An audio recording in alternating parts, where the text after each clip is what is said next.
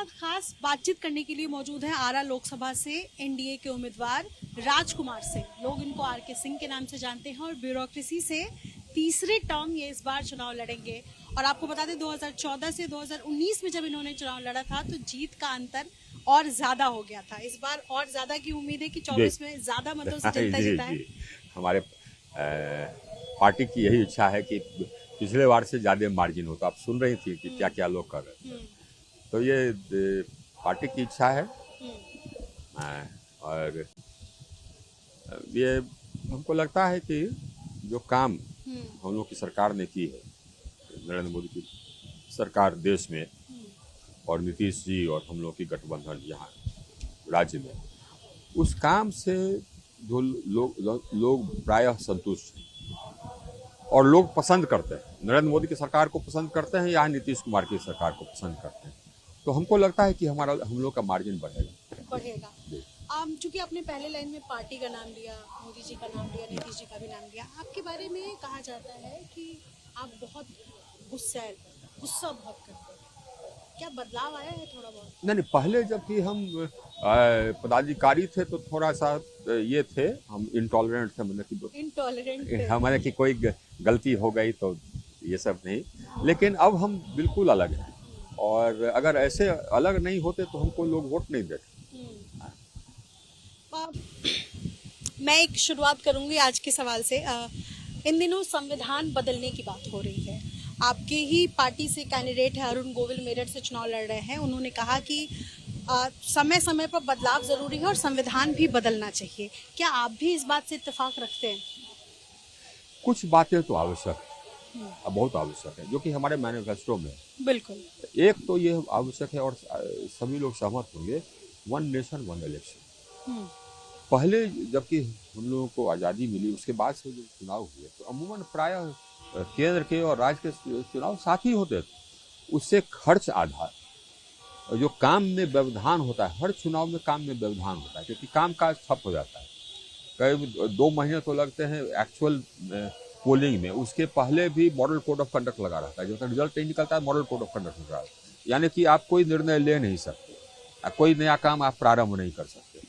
और ये प्रायः हर वर्ष कहीं न कहीं किसी राज्य में चुनाव हो रहा होता है तो मॉडल कोड लगा रहता है। तो निर्णय लेने की जो प्रक्रिया है वो बहुत धीमी हो जाती है। तो इसीलिए 1 नेशन 1 इलेक्शन देश के हित में है, तो उसके लिए हमको प्रावधान करना होगा। हम लोगों ने एक समिति भी बनाई थी पूर्व राष्ट्रपति जी के अध्यक्षता में, तो समिति ने भी रिकमेंड किया है। दूसरा ये देखिए, हम लोग के मैनिफेस्टो में है यूनिफॉर्म सिविल कोड। ये कॉन्स्टिट्यूशन में पहले से, कॉन्स्टिट्यूशन में बदलाव नहीं है। कॉन्स्टिट्यूशन के प्रियम्बल में है कि that the government will work towards a uniform civil code. आज दुनिया के सभी देशों में यूनिफॉर्म सिविल कोड ही है। अब ये इंग्लैंड में चले जाइए, कहीं चले जाइए तो मैरिज का एक कानून है तो सबके लिए वही कानून है। तो इसी तरह से यहाँ पर भी हमारे संविधान निर्माता ने भी अपेक्षा की थी कि एक यूनिफॉर्म सिविल कोड हो। उसका हम लोगों ने ये दिया है यूनिफॉर्म सिविल कोड का अपने मैनिफेस्टो। तो हम लोगों ने जो प्रॉमिस किया है उसको हम लोग पूरा करेंगे, ही हमारी पार्टी का रिकॉर्ड। कभी हम लोग जो वादा करते हैं उससे पीछे मुँह करते नहीं। हम लोगों ने वादा किया था कि 370 हटाएंगे, हटा दिया। किसी को लगता था कि 370 हटेगा, नहीं लगता। लोग चाहते थे लेकिन हम लोगों ने कर दिया। कल्पना करना ही बहुत बड़ी बात हुआ करती थी कि 370 हटेगा और फिर उसके कंसिक्वेंसेस क्या होंगे, इसको लेकर के भी एक डर हुआ करता था।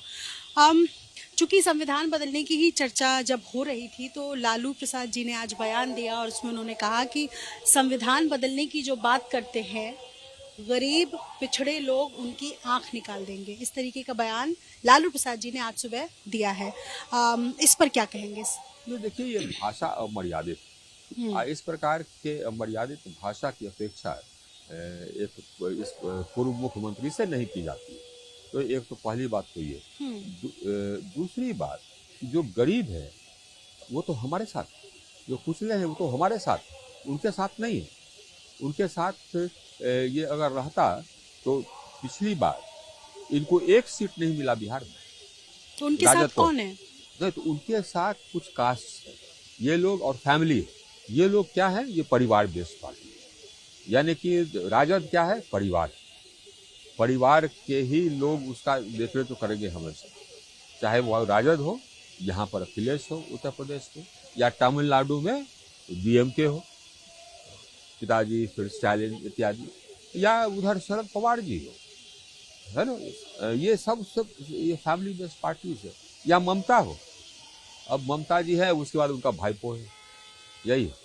तो इनको कोई आइडियोलॉजी नहीं, गरीब का तो इनको चिंता है ही नहीं। ये अपने करोड़पति, 1000 करोड़ के मालिक हो गए होंगे, गरीब का कहीं पर उन्होंने हाल बदला? गरीबों का हाल किसने बदला? हमारी सरकार ने बदली, नरेंद्र मोदी की सरकार ने बदले। गरीबों को 3.5 करोड़ गरीबों को पक्का मकान किसने दिए? नरेंद्र मोदी ने। और ये बाकी कोई भी गरीब जो बचा है उसको भी पक्का मकान देंगे, 1.25 लाख का। इंदिरा आवास की तरह 20,000 का नहीं, 1.25 लाख का पक्का मकान।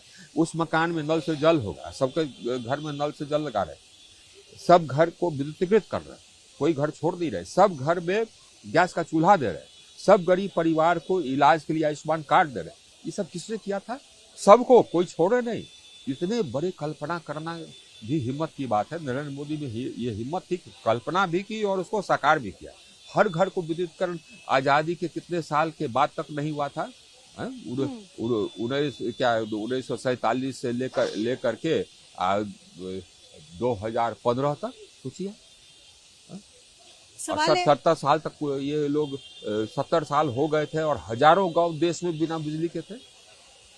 हम तो बताए भाषण में कि मिजोरम का जो अंतिम गांव हम लोग बिजली था तो क्या जश्न था। उसके बाद एक चीज हमने नहीं बताया कि हर गांव तक बिजली पहुंचा करके और हर घर तक बिजली पहुंचा करके फिर हम लोगों ने नाइट स्काई का एक सैटेलाइट पिक्चर लिया। अब पहले का नाइट स्काई का सैटेलाइट पिक्चर, तो पहले के नाइट स्काई के सैटेलाइट पिक्चर में जो भारत का है आप देखेंगे कि बहुत ज्यादा जगह अंधकारमय। अब वही जबकि हम लोगों ने यूनिवर्सल एक्सेस कर दिया, हर गांव हर घर, तो भारत का जगमगाता हुआ नक्शा देखिए रात में, ऊपर सैटेलाइट्स, दोनों में अंतर है। बीजेपी ने मैनिफेस्टो रिलीज किया और बीजेपी ने तमाम बातें की, जिसमें एक बेहद महत्वपूर्ण बात है जिसकी चर्चा कम हो रही है मैनिफेस्टो की तमाम बातों के बीच में, वो है ये कि लीक, परीक्षा में जो भर्ती लीक हो जाता है उसके खिलाफ कानून बनाएंगे। ये एक बहुत बड़ा मुद्दा है क्योंकि न सिर्फ उत्तर प्रदेश, बिहार में भी परीक्षा भर्ती, छत्तीसगढ़ में अभी सरकार चली गई उसी से। सरकार मतलब ये लोग तो सिर्फ उत्तर प्रदेश में मतलब कि बहाली में भ्रष्टाचार करो, पेपर फिक्स करो ताकि अपने लोग आ जाएं, पैसा लेके आ जाएं, या अपने कास्ट के लोग आ जाएं। क्या है सर? आप तो बच्चा पढ़ता है, ये हायर सेकेंडरी करता है, ग्रेजुएशन करता है, उसको एक ही इच्छा रहती है कि हमको सरकारी नौकरी मिले। अब उसमें आप बेईमानी कर लीजिएगा। इसी में एक सवाल है रोजगार का। आरजेडी ने कहा कि वो 1 करोड़ लोगों को सरकार बनती है तो रोजगार देंगे। आपको हंसी आई कि नहीं? आरजेडी कौन सी पार्टी है? एक प्रदेश के एक प्रदेश के एक कोने की पार्टी है जिसको कि अभी संसद में एक सीट नहीं है। अब वो कहता है कि हम सरकार में आएंगे। वो भारत सरकार में आएंगे क्या? बिहार में वो 1 करोड़ नौकरी देंगे क्या? अब बिहार में भी आएंगे नहीं। लेकिन बीजेपी रोजगार पर बात क्यों नहीं करती? अच्छा, बीजेपी रोजगार पर इसलिए नहीं बात करती क्योंकि हम करते हैं, सिर्फ बात नहीं करते। कई महीनों तक, 6-7 महीनों तक, इसके पहले जबकि इलेक्शन हाउस के पहले हर महीने हम करीब 1 लाख रोजगार देते आए। हर महीने ये रोजगार पैदा हम के 25 करोड़ जनता को जो हम लोगों ने गरीबी से ऊपर उठाए, कैसे उठाए? अगर उनको रोजगार नहीं मिले तो उठ कैसे गए? हम लोगों का जो विकास दर है वो 8.5% है। दुनिया में जितने बड़े अर्थव्यवस्था है उसमें सबसे तेज गति से हमारे विकास हो रहा है। वो बिना रोजगार का विकास हो रहा है क्या? कोई संभव है? हमने अपने ऊर्जा क्षेत्र में करीब 2 लाख मेगावाट उत्पादन क्षमता जोड़ा है। 2 लाख मेगावाट। आप ये सोचिए 2014 से लेकर के आज तक 2 लाख मेगावाट उत्पादन क्षमता में रोजगार उत्पादन हुआ ना। ये चूंकि ये आपका तीसरा टर्म है, आपने अपने इलाके में बहुत काम किया है, ये जनता यहाँ की मानती है कि सड़कें आपने बनवाई है, सारी चीजें की हैं। बालू माफिया और बालू माफिया से अपराध ये लगातार बढ़ रहा है और ये ग्राउंड रिपोर्ट मैं बता रही हूँ क्योंकि मैं पिछले कई सालों से बिहार में आरा में मैंने स्टोरीज की है। अंकुश किसने लगाया? हम लोगों ने लगाया, हम लोग के एजेंसीज ने लगाया, जिसके खिलाफ ये लोग बोलते रहते हैं। ईडी और सीबीआई ने लगाया। ये तो है, हम लोग के एजेंसी लगाई। और यही देखिए इन लोग की छटपटाहट इसीलिए है क्योंकि पहले क्या होता था किसी राज्य में किसी की सरकार, अब उस सरकार के जो मंत्री है उसको कहीं कुछ कितना भी पैसा बना ले, अब तृणमूल कांग्रेस है, उसकी सरकार है बंगाल, अब उसका मंत्री नौकरी शिक्षकों की नौकरी देने में सैकड़ों करोड़ इकट्ठा कर लिया, जेवर भी याद है, फोटोग्राफ याद देखी होंगी आप टेलीविजन पर, हाँ उनकी कई सारे लेडी फ्रेंड्स वगैरह भी थे, क्या क्या। अब वो सोचते थे कि हमको कुछ नहीं हुआ, क्या सरकार हमारी, ये कभी सोचा नहीं कि ईडी या सीबीआई भी आके पकड़ेगा। अब ये पकड़ने लगा ना, स्टेट में जाके पकड़ने लगा, तमिलनाडु में एक मंत्री पकड़े गए भ्रष्टाचार में, अब तब ये लोग को छटपटी छूट गई कि अरे साहब अब ये नहीं हो सकता कि हम भ्रष्टाचार करें देश के किसी कोने में, चूंकि हमारी राज्य सरकार है इसलिए ईडी या सीबीआई कुछ नहीं करता, ये नहीं हो सकता, इसीलिए छटपटी छूटी। अंकुश लगा है और लगाएंगे तो नरेंद्र मोदी साहब बोल दिए कि चुनाव होने दीजिए फिर अंकुश लगाएंगे, तो सबको कितनी चिंता हो रही होगी सोचिए। अच्छा, ये आदमी जो अपने आप को कट्टर ईमानदार कहता था, केजरीवाल, सोचिए कहता था ना कट्टर ईमानदार, इतने लोगों ने विश्वास कर लिया, उसको वोट दे दिया, दो राज्य में उनकी सरकार है, वोट दे दिया, लेकिन देखिए इसने क्या किया, इसने शराब के माफिया के साथ करार किया, उसको साउथ ग्रुप कहते हैं, करार किया, करार के बाद वो जो शराब व्यापारी का जो नफा है मार्जिन, ऑफिशियल मार्जिन 6% था, उसको बढ़ा के 12% कर दिया बिना कारण, 100 करोड़ उससे ले लिया जो कि हवाला से भेज दिया गोवा। ये सारा ये क्या नाम है संयंत्र उनके नेतृत्व में हुआ। कहते थे कि हम साहब कट्टर ईमानदार है, गए तो बिलो नहीं मिल रहा है, अगर सबूत उनके खिलाफ नहीं रहता तो बिल मिल जाता ना हाई कोर्ट से। साउथ का जिक्र किया, साउथ की तरफ चलते, ओपिनियन पोल में तमिलनाडु और केरल में बीजेपी को एक भी सीट आता हुआ फिलहाल नहीं दिख रहा है, ये बड़ा चैलेंज साउथ में बीजेपी के लिए। ये देखिए अभी तक तो हम लोग साउथ में नहीं है, अभी तक नहीं थे, 400 पार कैसे करेंगे? अब हमारा प्रयास है कि हम साउथ में जाएं। साउथ में नेशनल पार्टी का रहना, हमारे जैसे नेशनल पार्टी का रहना बहुत जरूरी है, क्योंकि लोगों को अल्टरनेटिव चाहिए।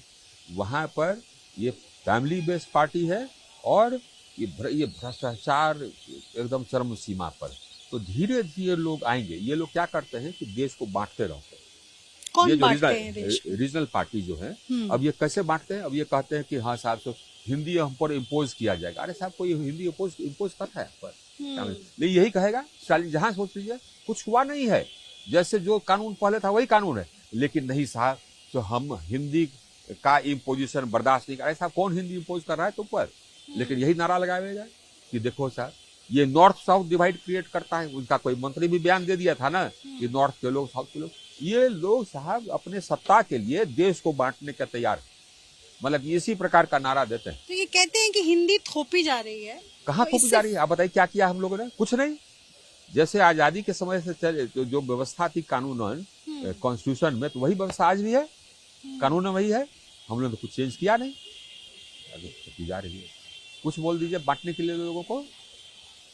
पर सवाल तो यही है कि 400 पार कैसे करेगी बीजेपी? अब वो देखिए साहब, तो ये आपको लगता है ना, आप ये देखिएगा कि हम लोग ये कम से कम बीजेपी को कम से कम 360-370 के आसपास आ जाएंगे, तो बाकी 30-25 तो बहुत बड़ी बात आप कह रहे हैं कि 360-65 के आसपास बीजेपी को आ जाएगी इस चुनाव में। उसके बाद आप देखिएगा कितना बचा, 30-35। हाँ। देखिए 4 जून तो इधर है। आप तो अभी आप लोग का जो देखिए, ये जो आपका आकलन था, आपके आकलन में छत्तीसगढ़ की सरकार पुनः वापस आ रही थी, नहीं आ रही थी। बिल्कुल। देखिए क्या हो गया, जनता का जो मूड है ना, अभी थोड़ा अर्ली है ये सब आकलन करना। 360-65 आप कह रहे हैं कि इतनी तो बीजेपी ले आएगी। चूंकि आपको देरी भी हो रही है, जाना भी है, एक छोटा सा सवाल है। आपका जब भी जिक्र आता है, जब भी आपके बारे में चर्चा होती है, तो आडवाणी का जो रथ रोका था उसके बारे में जरूर चर्चा होती है। उस वक्त से लेकर के आज तक में कितना कुछ बदला है? मैंने एक इंटरव्यू आपका सुना जिसमें आप कह रहे थे कि जब आपने रिजाइन किया था ब्यूरोक्रेसी से, मतलब जब आप रिटायर हुए थे 2013 जून में, तब आपने सोचा था कि अपनी पॉलिटिकल पार्टी बनाएंगे। तो एक ब्यूरोक्रेट पॉलिटिकल पार्टी फॉर्म करने के लिए कैसे सोच पाया और वो क्या कुछ चल रहा था? पहले तो आपने गिरफ्तारी की जो बात की, हाँ, गिरफ्तारी के बारे में गिरफ्तारी की हुआ बात क्या वो तो राज्य सरकार ने निर्णय लिया कि हाँ अच्छा। साहब रथ यात्रा रोकी जाए। अच्छा। तो राज्य सरकार ने 3-4 जिलों को आदेश दिया कि रोकना है और गिरफ्तार करना है, नहीं कर पाए लोग। तो राज्य सरकार ने निर्णय चीफ सेक्रेटरी को कहा, तत्कालीन मुख्यमंत्री ने, कि साहब तो कोई पदाधिकारी नहीं जो कर सकता है। तो चीफ सेक्रेटरी ने कहा हाँ, उन्होंने हमारा नाम लिया। तो उन्होंने कहा कि ठीक है साहब, तो हमको बुलाहट हुई, तो हमको आदेश मिला राज्य सरकार से करने के लिए। तो राज्य सरकार से करने के लिए आदेश मिला। जहाँ कहीं भी, ये नई बात नहीं थी, जहाँ कहीं भी कोई चैलेंज होता था तो हमको लगा दिया। तो ये भी चैलेंज था तो हमने कर दिया। अब वही बात उसके बाद कुछ ही हमको लगता है 1-2 साल बाद या बीजेपी की सरकार आई केंद्र में, हमारा राज्य सरकार में टर्म खत्म हुआ तो फिर केंद्र सरकार में हमको जाना था। हम लोग भारतीय प्रशासनिक सेवा में हम लोग केंद्र में काम करते हैं और राज्य में काम करते हैं बारी बारी से। तो केंद्र जाने का हुआ तो हमारा सिलेक्शन हुआ, ये सिलेक्शन हुआ गृह मंत्रालय में। और उस समय ये हमने बल्कि कहलवाया था गृह मंत्रालय में कि साहब कह दीजिएगा गृह मंत्री कि हम वही हैं। तो गए उनके प्राइवेट सेक्रेटरी कहने के लोग, तो वो अपना काम उधर कर रहे थे, अब यहाँ के अपना काम करेंगे। और उनके साथ काम किए फिर आडवाणी जी के साथ। तो ये तो ठीक है साहब, ये जबकि आप ऑफिसर है तो आप पॉलिटिक्स नहीं करते, तो अब आप सरकार का काम करते हैं, लीगल ऑर्डर्स का ये करते हैं इम्प्लीमेंटेशन। एक इसमें तो ऐड वो करना ठीक है। चाहूंगी आपके बारे में। एक और चीज था कि आपने कहा था शायद कि एक ब्यूरोक्रेट नेता बन सकता है लेकिन एक नेता ब्यूरोक्रेट नहीं बन सकता। देखिए साहब, तो वो सब ये बचपन के ये सब जबकि आदमी यंग ऑफिसर रहता है तो अपना, पर कहा था आपने, कहीं कहा था, कहीं कहा तो था। अपना एक ये नजरिया रहता है। आप पॉलिटिकल पार्टी बनाने की बात कर रहे थे, तो हाँ, वही यंग ऑफिसर्स हाँ, का देर था। जिस समय हम लोग आते थे सिविल सर्विस से, IAS में, हम उम्र कम रहता था। अब जैसे कि हम ग्रेजुएशन के इम्तिहान दिए, उसके बाद सिविल सर्विस में आ गए, तो 22-23 ऐसे ही उम्र रहता है। तो उस समय फिर कुछ समय के बाद लगा कि साहब तो देखिए ये अच्छे लोग पॉलिटिक्स में आ नहीं रहे, हम और हम लोग के साथियों में, तो इसका देश का कल्याण कैसे होगा? पढ़े लिखे लोग नहीं आएंगे, ईमानदार लोग नहीं आएंगे तो देश का कल्याण नहीं होगा। तो हुआ कि नहीं साहब, तो सब लोग सोचते हैं कि नहीं पॉलिटिक्स में नहीं जाना चाहिए क्योंकि अनसर्टेन है। तो अच्छे लोग पॉलिटिक्स में जाएंगे नहीं तो कहाँ से ठीक होगा देश। तो हुआ कि हम लोग अपनी पार्टी बनाएं। तो वो आकांक्षा थी कि अपनी पार्टी हम लोग बनावे, लेकिन वो रिटायरमेंट तक रही। लेकिन फिर ये जबकि अपनी बात हम लोगों ने सोचा, तो लोगों ने हमको समझाया कि ये पार्टी वैसे नहीं बनती है, पार्टी वैसे नहीं चलती है, उसके लिए पैसा चाहिए, आपके पास पैसा नहीं है तो ये होने जाना नहीं है। उसके बाद कट टू आप सरकार में सीधा केंद्रीय मंत्री बन गए। नहीं, उसके बाद कट टू फिर ये नीतीश जी के साथ हम काम किए थे, हमको अच्छा अनुभव था। तो रिटायरमेंट के पहले वो उन्होंने कहा कि हमको ज्वाइन कर लीजिए, हमने हाँ भी कहा था। फिर वो ऑर्डर भी निकाल लिए कि एडवाइजर विद कैबिनेट रैंक। फिर हम गए नहीं, तो हमने फिर पूछा तो हमने कहा कि नहीं पॉलिटिक्स करेंगे, तो उन्होंने हमको मना लिया कि हम उनकी पार्टी ज्वाइन करेंगे। तो बीजेपी के हमारे कुछ मित्र थे, तो वो उनको जानकारी हुई तो वो हमारे पीछे पड़ गए कि नहीं जदयू में नहीं, आप बीजेपी में आइए। हम लोग के नेता नरेंद्र मोदी होने वाले थे, तो वो होंगे, ईमानदार हैं, देश को सर्वोपरि रखते हैं, इत्यादि इत्यादि। हम लोग नेशनल हैं, वो स्टेट पार्टी, हमको ब्रेन वॉश करके उधर ले गए। तो नीतीश जी बहुत नाराज भी हुए थे उससे। तेजस्वी ने आज कहा कि हम बीजेपी का रथ रोकेंगे। आखिरी सवाल है, बीजेपी का रथ रोकेंगे बिहार में। कौन? तेजस्वी ने कहा है ये बीजेपी का बोलने दे साहब, उनको एक सीट पिछली बार भी नहीं आया था ना, इस बार भी नहीं आया। बहुत शुक्रिया हमसे बातचीत करने के लिए। 1 जून को आरा में लोकसभा का चुनाव, यानी 1 जून को यहाँ की तारीख है जब आरा की सभी सीटों पर चुनाव होगा। और आपको बता दें, RK सिंह तीसरी टर्म में एक बार फिर से चुनाव लड़ने जा रहे हैं, तमाम मुद्दों का बेबाकी से जवाब देते हुए। अपने सहयोगी विशाल और अजीत गुप्ता के साथ निधि श्री, ABP न्यूज़ आरा।